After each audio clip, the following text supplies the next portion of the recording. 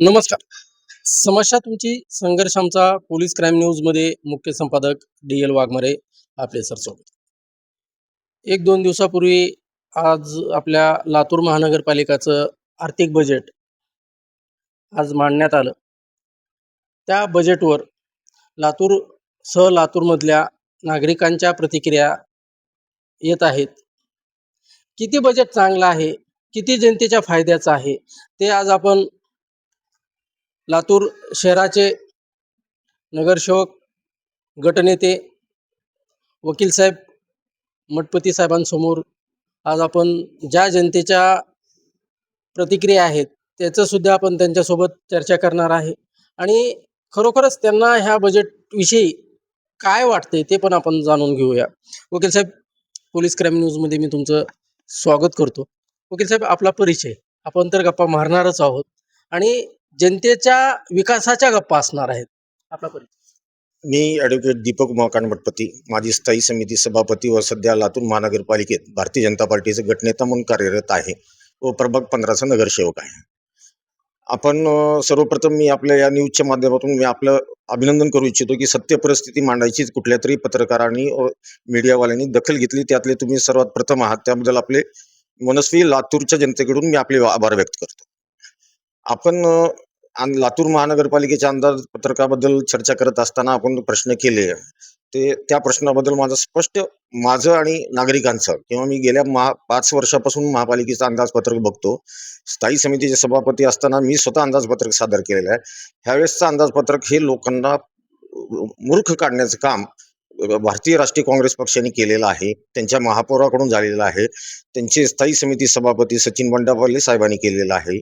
आपण काँग्रेसच्या निवडणुकीच्या काळातला जाहीरनामा जर बघितला, त्या जाहीरनाम्यातली एकही गोष्ट ह्या अंदाजपत्रकात अजिबात नमूद नाहीये. म्हणजे एकीकडे तुम्ही जनतेला गाजर दाखवायचं, मतदान त्यांच्याकडून घ्यायचं आणि निवडून आल्यानंतर, सत्तेत आल्यानंतर, महापौर झाल्यानंतर त्याच्याबद्दल कुठलीही तजवीज अंदाजपत्रकात नाहीये. आता अंदाजपत्रकात नाहीये म्हणजे ती गोष्ट तुम्हाला पूर्ण करणे शक्य होणार आहे का? तर अजिबात नाही होणार. मठपती साहेब, आता ज्या पद्धतीने तुम्ही विषय मांडला की हे जनतेच्या जिव्हाळ्याचा विषय आहे. आता महानगरपालिकाचं जे आर्थिक उत्पन्न आहे, ते आर्थिक उत्पन्न महानगरपालिकाचं वार्षिक किती आहे?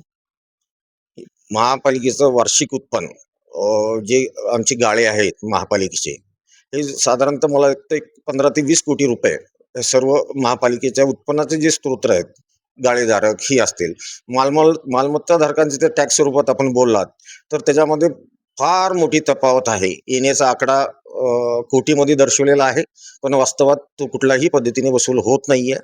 लातूर शहरातील फक्त झोन बी हा सगळ्यात जास्त टॅक्स पे करणारा प्रभाग आहे. या व्यतिरिक्त जे झोन आहेत ए, बी, सी हे त्यातल्या त्यात फक्त 50% 25% कर वसूल केला जातो. आता ह्याचं कारण विचाराल तर काही माहिती नाही, म्हणजे काही लोकांना सुविधा नाही, त्यामुळे लोक स्वतःहून कर भरण्यास तयार होत नाहीयेत. ज्यावेळेस महापालिका किंवा इथले स्थानिक आमदार जनतेला ज्या दिलेल्या सुविधा आहेत त्यांच्या मूलभूत सुविधा देण्यास सुरुवात करतील, निश्चितच लोक टॅक्स भरतील अशी मला खात्री वाटते.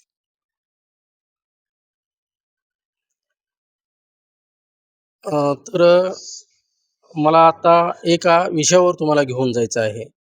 जे लातूर शहरामध्ये जे हॉस्पिटल्स आहेत, जे दवाखाने आहेत, ते म्हणजे म्हणजे महानगरपालिकाच्या आरोग्य खात्याशी काही डॉक्टर्सशी संलग्न करून ज्या ठिकाणी बेडची संख्या 5 पाहिजे, त्या ठिकाणी 8-8, 9-9, 10-10 बेड त्या हॉस्पिटलमध्ये आपल्याला बघायला मिळतात. ह्याच्यावर ज्या पद्धतीनं कारवाई व्हायला पाहिजे, ते कारवाई तर होत नाहीच. पण महानगरपालिकेचा जो कर आहे, त्या कराला सुद्धा त्या ठिकाणी फटका बसतो. तर ह्या संदर्भात नेमकं नाही, आपण विचारलेला प्रश्न अगदी एकदम रास्त आहे. हॉस्पिटलला विनापरवानगी बेड वाढवण्याची कुठलीही मान्यता नसते. लातूर आरोग्य विभागाचे आरोग्य अधिकारी यांच्याशी आपण विचारलेल्या त्या प्रश्नाला किंवा सन्माननीय आयुक्त साहेबांना मी तीच विनंती करणार आहे की लातूर शहरातील सर्व हॉस्पिटलचे ऑडिट झालं पाहिजे. रुग्णांच्या जीविताच्या, त्यांच्या आरोग्याच्या, ह्या सर्वांच्या अनुषंगाने त्या हॉस्पिटलचं ऑडिट व्हायला पाहिजे आणि त्या अनुषंगाने मी येणाऱ्या काळात मी तसं आयुक्तांना विनंती पत्राद्वारे करून अस्तित्वात असलेल्या हॉस्पिटलची तपासणी करायला भाग पाडणार आहे. आता ही आर्थिक बजेट आर्थिक बजेट नेमकं कोणाच्या फायद्यासाठी आहे? आर्थिक बजेट हे नुसतं फसवेगिरीचं बजेट आहे. मी स्पष्टपणे नमूद करतो. लातूरच्या जनतेला तुम्ही सन्माननीय आपले आमदार अमित भैया साहेबांनी उजनीहून मला निवडून द्या, मी उजनीहून पाणी आणतो महापालिकेद्वारे, असं आपल्याला सर्व जनतेला काय, सर्व मला वाटतं लहान मुलाला सुद्धा ते अवगत असेल. पण ह्या बजेट अंदाजपत्रकामध्ये पाण्याच्यासाठी कुठलेही प्रोव्हिजन अंदाजपत्रकात नाहीये. साधारण पाईपलाईन टाकण्याचं सुद्धा बजेट त्यांनी नमूद केलेलं नाहीये. त्यामुळे हे लातूरच्या जनतेला फसवण्याचं, त्यांना वेड्यात काढण्याचं एक बजेट आहे, असं माझं स्पष्ट मत आहे. ज्यावेळेस निवडणुका असतात त्यावेळेस प्रत्येक राजकीय पक्ष हे आपल्या आपल्या पद्धतीनं नागरिकांना, जनतेला एक आम्ही हे करू, आम्ही ते करू, हे सांगितलं जातं. त्यांना म्हणजे दिशाभूल पण करतात जे नेते मंडळी आहेत. पण ॲक्च्युली जर तुम्ही आता फील्डवर काम करताय, अत्यंत चांगला महानगरपालिकाचा, राजकारणाचा, समाजकारणाचा तुम्हाला लातूर शहरासह जिल्ह्याचा अभ्यास आहे. त्या अभ्यासातून ह्या बजेटच्या संदर्भामध्ये नेमका अर्थ काय निघालेला आहे आणि जनतेमध्ये तर कॉपी पेस्ट बजेट म्हणून हे केलेलं आहे. आता सध्याचा विषय जर आपण हे केला, तर सगळ्यात महत्त्वाचं जर म्हणलं, तर आर्थिक जी आहे, ती काही गाळे, महानगरपालिकाचे काही गाळे तर असे म्हणजे पडून आहेत. त्या गाळ्याकडे जायला सुद्धा कोण तयार नाही. ही म्हणजे नुकसान तर आहेच, पण जे आपले स्थायी समितीचे जे चेअरमन आहेत, त्या चेअरमनच्या अवतीभोवती पूर्ण घेराटा जर बघितला, तर गुत्तेदाराचाच घेराटा दिसतोय. तर नेमकं गुत्तेदारांना तर खुश करण्यासाठी हा बजेट नसेल? 100% आपण जो प्रश्न विचारला त्याच्यातच आपलं उत्तर दडलेलं आहे, असं मी नमूद करतो. गुत्तेदारांना किंवा त्यातल्या त्यात काँग्रेसचे जी सपोर्टिव्ह गुत्तेदार आहेत, त्यांच्या अनुषंगाने हा बजेट सादर केलेला आहे. ह्याच्यामध्ये कुठल्याही विशेष सुविधा, ज्या मी म्हणलं ना, त्या मी तुम्हाला अगोदरच सांगितलं, व काँग्रेसने जी महानगरपालिकेच्या वेळेस जाहीरनामा दाखवला होता, त्यातले जर जाहीरनामा बघितला, त्यात कुठलीही गोष्ट नमूद नाही. हा अंदाजपत्रक नसून हा फसवपत्रक आहे. लातूरची जनता दिशाभूल करणारा हा फसवपत्रक स्थायी समिती सभापती यांनी सादर केलेला आहे. जर तुम्ही सत्तेत असतात, तर ह्या बजेटमध्ये कोणत्या तरतुदी तुम्ही केल्या असत्या? प्रामुख्याने आम्ही सर्वप्रथम पाण्याच्या संदर्भात आम्ही त्याच्यात तजवीज केली असती. महाराष्ट्र सरकारमध्ये भारतीय जनता पार्टी आहे. या अनुषंगाने त्यांच्या मदतीने ह्या अंदाजपत्रकात तिकडे विशिष्ट निधीची मागणीचे प्रस्ताव असतील किंवा विशेष निधी उपलब्ध करून असलेली पाणी व्यवस्था सुरळीतपणे कसे देता येईल. आपण आता बघताय, उन्हाळा आहे, गेल्या 15 दिवसापासून एकदाही पाणी माझ्या प्रभागात आलेलं नाहीये. आम्ही रोज नागरिकांच्या रोषाला सामोरे जातोय. एक प्रतिनिधी म्हणून आम्ही ते निपूटपणे सहन करतोय. पण एक महापालिका ज्यावेळेस त्यांनी ताब्यात घेतली, हे त्यांचं कर्तव्य आहे. ज्यावेळेस तुम्हाला आता जनतेने कौल दिला, आणि ते जनतेचा कौल आम्ही सुद्धा मान्य केलेला आहे. पण आमचं आपल्या माध्यमाद्वारे एवढंच म्हणणं आहे, तुम्ही त्या जनतेच्या कौलचा आदर करावा आणि ज्या ज्या जाहीरनाम्यात आपण गोष्टी सांगितल्या आहेत, महानगरपालिकेच्या वेळेस असतील, आपल्या विधानसभेच्या वेळेस असतील, ते पूर्ण कराव्या. पण ह्या अंदाजपत्रक पाहिल्यानंतर मला अशी काही परिस्थिती त्यात दिसत नाहीये. तर मठपती साहेब, ज्या पद्धतीनं हे म्हणजे बजेट आहे, त्या बजेटवर आपली थोडी चर्चा ह्या ठिकाणी आपण विश्लेषणात्मक केलेली आहेच.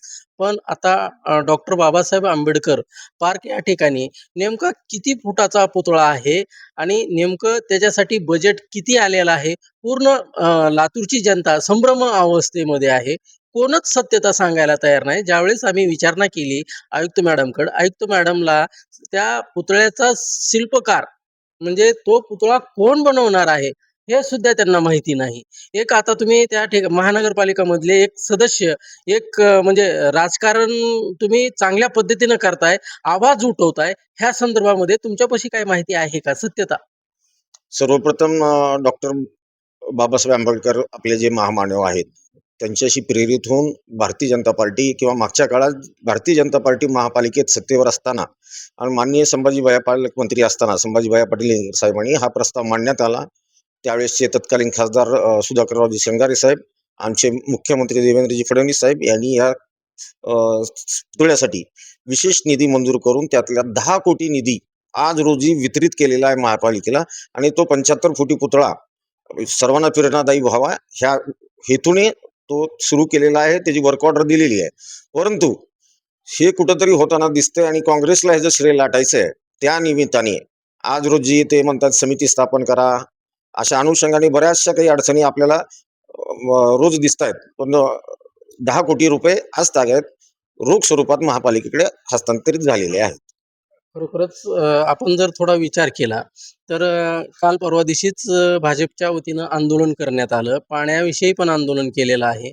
नेमकं जे पर्यावरण म्हणजे पर्यावरण जे आहे त्या पर्यावरणावर जी आता तुमच्याकडे जी कॉन्ट्रॅक्टदार आहे, त्या कॉन्ट्रॅक्टदारच्या काही गाड्या ज्या आहेत म्हणजे ही कचरा नेणाऱ्या गाड्या, ती शहरामधनं अशा उघड्याच असतात. त्याच्यावरती झापायला म्हणजे झाकण जे म्हणजे कपडा वगैरे जे पाहिजे ते अजिबात नसते. आणि दुसरी महत्त्वाची गोष्ट की जे कामगार आहेत त्यांना कोणत्याच सेफ्टी किट नसते, हँड ग्लोव्ज नसतात, त्यांना मास्क नसतो.